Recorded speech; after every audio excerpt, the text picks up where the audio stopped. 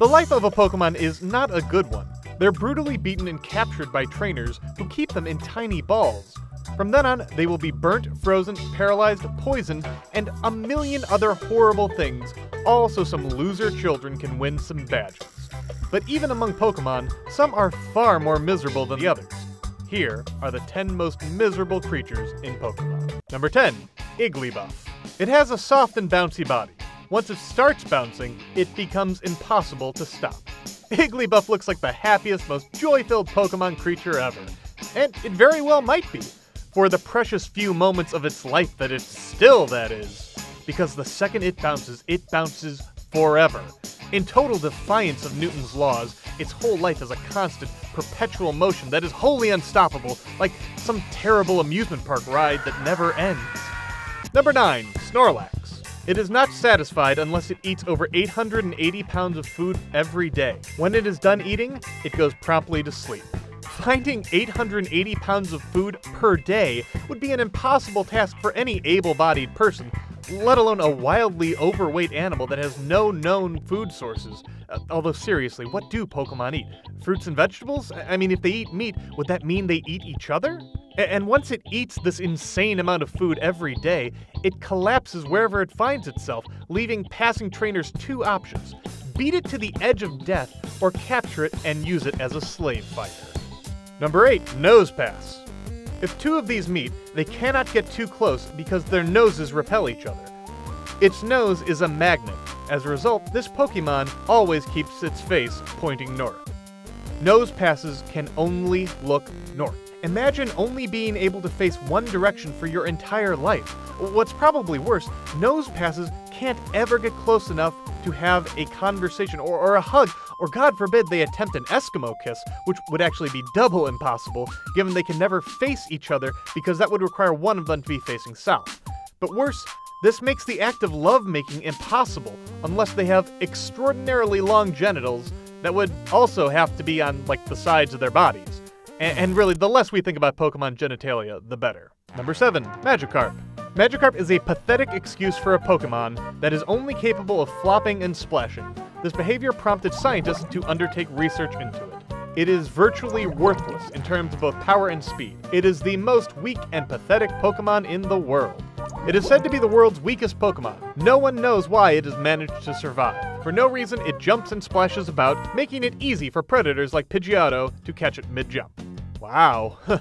Not only is Magikarp pretty much entirely unable to defend itself in battle, it also can't defend itself against the really unnecessarily harsh slander by whoever writes the Pokedex entries. I mean, they don't even treat Love-Disc this badly. Magikarp is already helpless, the laughingstock of the entire Pokemon universe, and has one of the few instances where it is confirmed that Pokemon eat each other. At least it gets to turn into a dragon, I guess. An enslaved by a child dragon, but still. Number 6, Slugma. It never sleeps. It has to keep moving because if it stopped, its magma body would cool and harden. Life did not deal Slugma a good hand. It's literally just a blob of magma given unnatural sentience who can never sleep and can never stop moving. Even sharks, who need to constantly move, have figured out a way to swim sleep. Slugma can never experience rest in any form ever. On the other hand, at least it doesn't have to worry about getting its dreams eaten by ghosts, which, reminder, is a thing that actually happens in Pokemon. Number 5, Spoink. Spoink bounces around on its tail. The shock of its bouncing makes its heart pump. As a result, this Pokemon cannot afford to stop bouncing. If it stops, its heart will stop. As humans, we can breathe, blink, and have our circulatory system get the job done without having to tell each individual organ what to do at every second. Spoink does not have that luxury.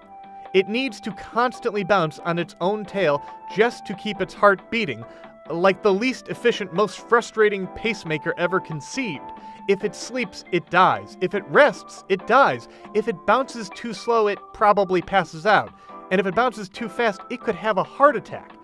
At least bacon's probably pretty easy to come by in the Pokemon universe. Number 4, Dino. They cannot see, so they tackle and bite to learn about their surroundings.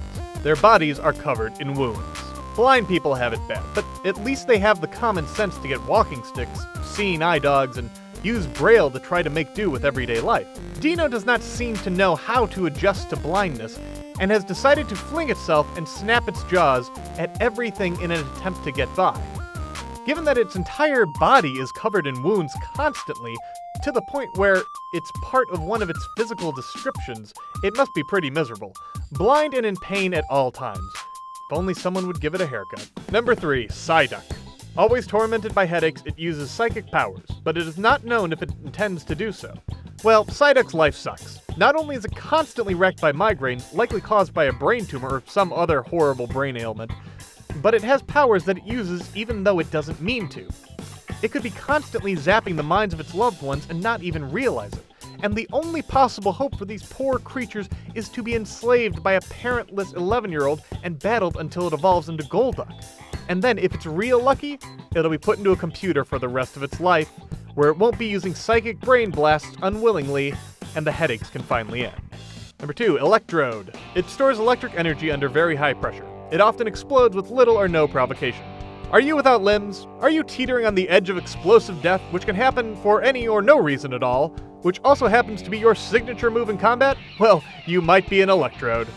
Given the horrible nature of its existence, the idea that it could literally self-destruct out of nowhere while sitting still is probably a comfort.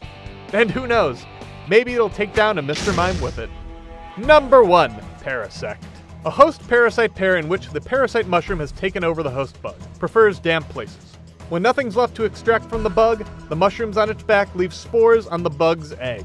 Parasect is controlled by a mushroom parasite that has grown to enormous proportions, as well as whatever trainer ends up catching the poor thing. That makes Parasect the slave of a slave. It has no control over its own existence, and whatever life force it has left is being constantly sucked away by the huge fungus growing on its back. The mushroom spores infect the host's eggs as well, so even its poor children are doomed before they're even born. And one more Pokemon who's miserable for entirely different reasons, Arceus. He's the god of all Pokemon. He's majestic, he's powerful, and he's likely immortal, but he's still some kid's fucking HM slave.